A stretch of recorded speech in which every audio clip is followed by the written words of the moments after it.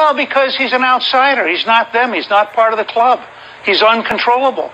He hasn't been through the initiation rites. He didn't belong to the secret society. Gandhi said, first they ignore you, then they laugh at you, then they fight you, then you win. Early on, the news media wanted to ignore Trump, and then they wanted to laugh at Trump. Now, all of a sudden, they're realizing he may become the Republican nominee, and he might even win the general election.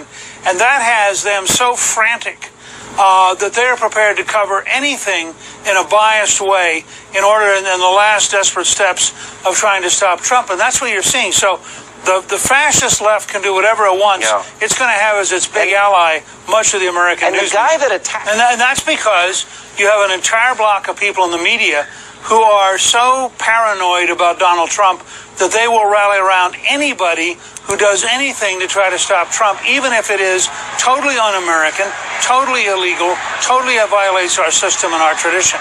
It's not illegal immigration, of why I like Mr. Trump. He has the courage to speak out. He has some great ideas. Right from the beginning, I knew that this was a person that was special. He's tapped into the anger of this country, and I would hope that the so-called establishment and anti-Trump people understand that it's the people that count, the people that vote. And he's going to be the nominee, and I guarantee you he'll take care of Hillary.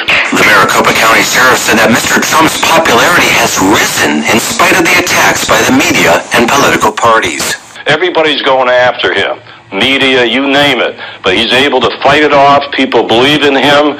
And I think the more people go after him, the higher his polls are going to get. They'll say anything to get rid of Trump, and that's sad. There's a silent majority out there when I first introduced him in Phoenix, but I took away silent. It's not silent. It's a majority now. I think people better start understanding that and stand by him and do what's good for this country and forget all the petty politics, whether they like his conversation or...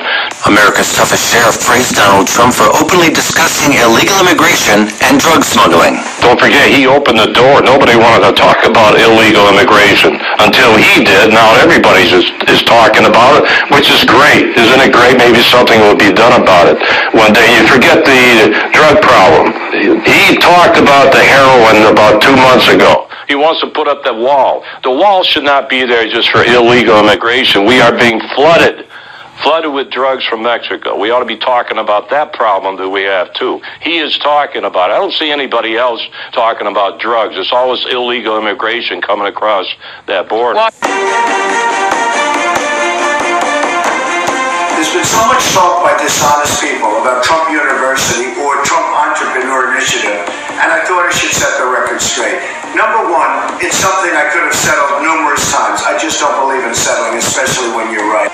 Recently at the Fox debate, they said it had a D- rating from the Better Business Bureau. I said, that's not true. It had an A. They said, no, you're wrong. It has a D-. Well, I turned out to be right. Before the end of the debate, I gave them the A. We had it sent to us. And here's the A rating from the Better Business Bureau. And they refused to put it on that night. They probably said it some other time when nobody was listening. So we have an A rating, not a D- rating. Additionally, I just saw a commercial made by a very dishonest guy, lightweight Senator Marco Rubio of Florida, who's dying in the polls and dying as a candidate. And he made a commercial with a few people, two of which, and we have the third, we're looking for it, is Bob Gallo. And here's his report card on the school. And he talks about excellent, what grades you, quality of presentation, quality of everything. Excellent, excellent, excellent, excellent, all excellence, 100%.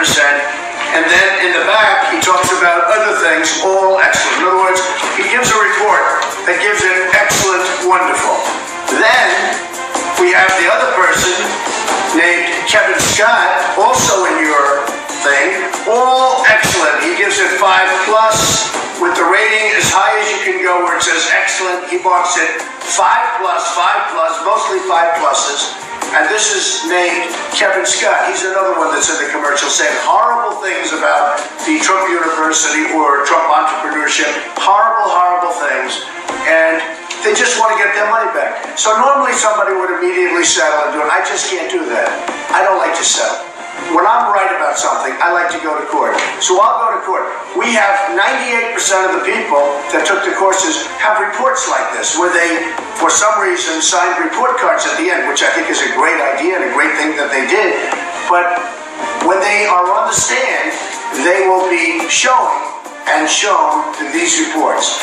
So you have people doing the commercial, they say terrible things, and yet they write reports saying it was excellent in all respects, excellent in all respects. Why would anybody settle a case when we have reports like this, and even beyond this? Why would people settle a case like this? I just can't do it. And you know what? The United States should fight back also. We shouldn't just be settlers. We should fight back and do what's right. It would have been easier for me to settle. It would have been less complicated for me to settle. But I'll easily win this case when it comes to court. I look forward to it. Once you settle, everybody sues you. I don't get sued very often because I'm not a settler. Thank you.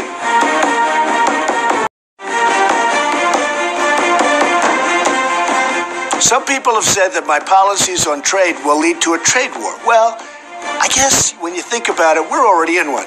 We're losing $500 billion a year to China. We're losing billions and billions to Japan and Vietnam and India. And Mexico is beating us both at the border and they're beating us in trade. So when you say war, they're in a war, we're not in a war because they're beating us so badly. I'll tell you something. We cannot continue to go on like this as a country. We have to keep our companies here. If you look at the numbers, they're really discouraging. Everybody's leaving. Nabisco, Carrier, Ford, so many of them. Every day you pick up the paper, more companies are leaving. We're losing millions of jobs. We're losing tens of thousands of manufacturing plants. We're losing thousands of companies. Pfizer is moving to Ireland. We can't let it happen. We're going to have to tax the goods coming in of companies that left. Otherwise, there's no incentive whatsoever. Absolutely none. I'm a businessman. This is what I do. There is no incentive whatsoever for a company not to leave. So we're going to tax their product coming in. They want to leave. They want to go to Mexico. They want to make air conditioners. When they send those air conditioners here, they're going to pay a 35% tax. And you know what's going to happen? Carrier is not going to leave.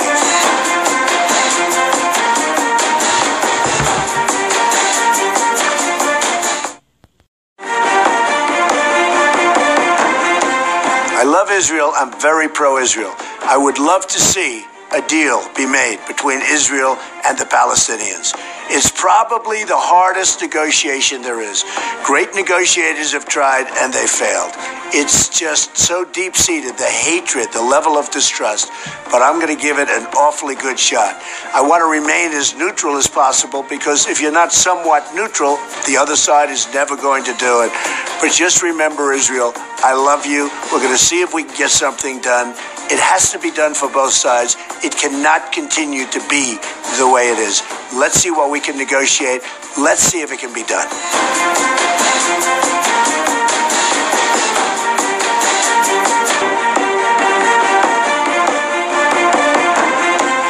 In making deals, even if it's big deals with Congress or maybe other countries, it really takes a certain amount of common sense. You have to have personality. You have to size up the other side. Some people are going to be different. When you're dealing with Russia, it may be different than dealing with China. You have different personalities. You have to be able to size them up.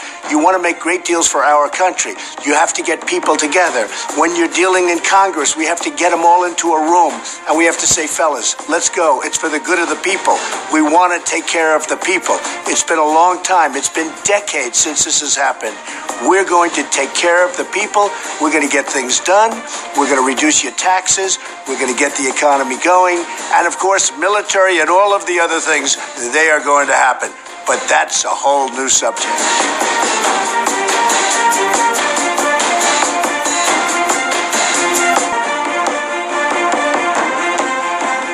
The police in our country are not appreciated. We do not give them the kind of respect that they have to have. Sure, there'll be a bad apple, there'll be a bad thing happen, and it ends up on the news for 2 weeks and everybody hates the police. The fact is, they do an incredible job. We have to give them more authority and we have to give them far more respect. Without the great police forces that we have throughout the United States, we wouldn't be sitting here. We wouldn't have the lives that we have. They do a fantastic job. We have to appreciate and respect our police.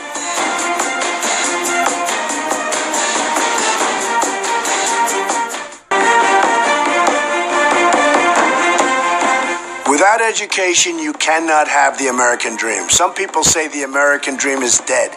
I don't disagree with them. The American dream is dead, but we're going to make it bigger and better and stronger than ever before. But again, without education, you can't do that. So we're getting rid of Common Core. We're taking Common Core. It's going to be gone. There won't be education from Washington, D.C. There'll be education locally, the love of parents, the love of these people that love their children and they're in the area. That's what we're going to do. We'll have school boards and we'll have local. We're not going to have it through Washington. So Common Core is dead and we're going to take education and we're going to make it local. We'll save money. Our education will be much better. Do you know in the world today, we're ranked number 30. Number 30. So we're at the bottom of the list, and yet per pupil, we pay the most. You look at other countries, Denmark, Sweden, China, Norway. These are countries that are right at the top, and they spend much less money than us. So we're going local. It's going to be great, and we're going to spend less money, and we're going to move up that list very, very rapidly.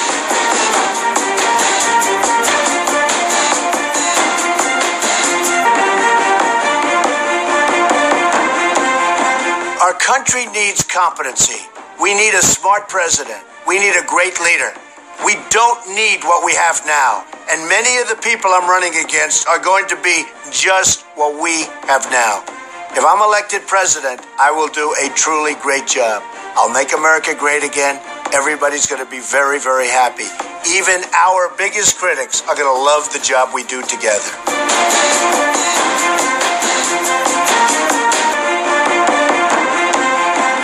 New Hampshire has a tremendous drug epidemic.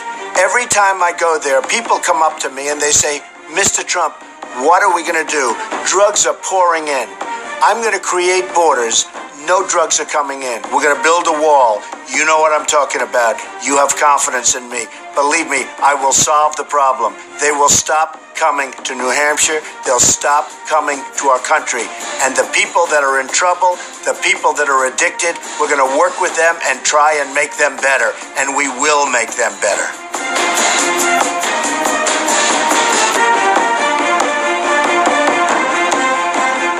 The great slogan of New Hampshire, live free or die, means so much to so many people. All over the world, they use that expression. It means liberty. It means freedom. It means free enterprise. It means safety and security. It means borders. It means strong, strong military where nobody's going to mess with us. It means taking care of our vets. What a great slogan. Congratulations, New Hampshire. Wonderful job.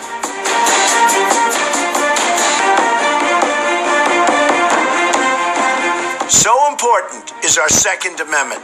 The politicians are chipping away at it day by day, night by night. It gets weaker and weaker. We're not going to let it happen. We are going to protect our Second Amendment. If I'm president, you can count on it 100%. But I'm not politically correct, because to be politically correct just takes too much time. It takes too much effort. We have to get things done in this country, and you're never going to get it done if we just stay politically correct.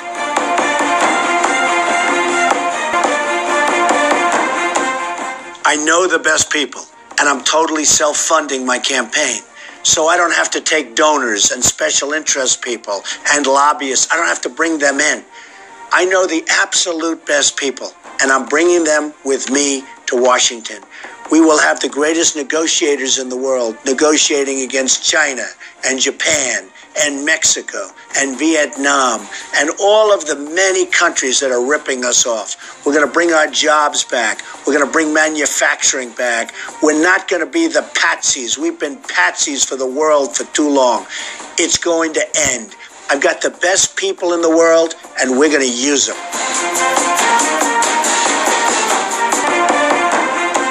We don't have a country if we don't have borders. We will build a wall. It will be a great wall. It will do what it's supposed to do. Keep illegal immigrants out. Now, with that said, we're going to have a beautiful big door right in the middle of that wall. And people are going to come into our country, and they're going to come in legally. And we want people to come in, and we want to treat people fairly. But we either have a country or we don't. We need a border. We need a wall. I took a tremendous amount of heat when I started talking about illegal immigration. I turned out to be right. Now everybody's talking about it, but they still don't get it. We have to stop the inflow of illegals coming into our country. It has to be stopped. It has to be stopped now.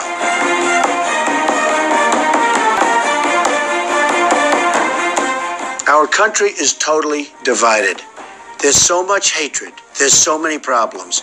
Our president was a terrible unifier. He was the opposite of a unifier. He was a divider. I will unify and bring our country back together.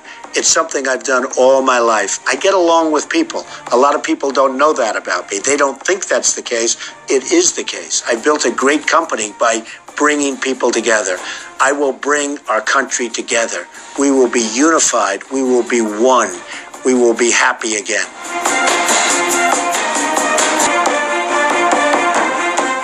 I'm a tremendous believer in education, but education has to be at a local level. We cannot have the bureaucrats in Washington telling you how to manage your child's education. So Common Core is a total disaster. We can't let it continue. We are rated 28 in the world. The United States, think of it, 28 in the world.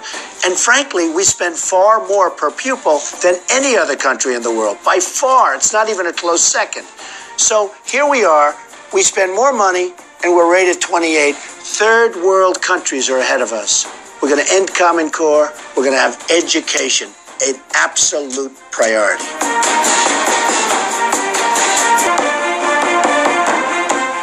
The establishment, the media, the special interest, the lobbyists, the donors, they're all against me.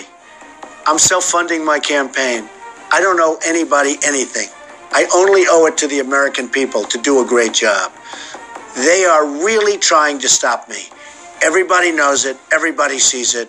We're going to win. We're going to win it for the people. We're going to win it for our country. We're going to make America great again. By the end, if you get to the end, you can handle a lot of things, including pressure. That I can tell you, because there's nothing like it. Lies, deceit, viciousness, disgusting reporters, horrible people. Sure. Some are nice. Some are nice. Some really disgusting. You know, Gandhi said, first they ignore you, then they laugh at you, then they fight you, then you win. Early on, the news media wanted to ignore Trump, and then they wanted to laugh at Trump. Now, all of a sudden, they're realizing he may become the Republican nominee, and he might even win the general election. And that has them so frantic that they're prepared to cover anything in a biased way in order, in the last desperate steps of trying to stop Trump. And that's what you're seeing. So the fascist left can do whatever it wants. Yeah. It's going to have as its big ally much of the American news. And the guy that attacked... And that's because you have an entire block of people in the media who are so paranoid about Donald Trump that they will rally around anybody who does anything to try to stop Trump, even if it is totally un-American, totally illegal, totally violates our system and our tradition. And this is going to be a very big moment. Well, because he's an outsider. He's not them. He's not part of the club. He's uncontrollable. He hasn't been through the initiation rites. He didn't belong to the secret society. Folks, people think that we're crazy for pointing out that these elitists are part of secret societies and go through initiation rites in order to be elected. And yet here it is, coming straight from the horse's mouth, live on Fox News. Tell me, what in the world do initiation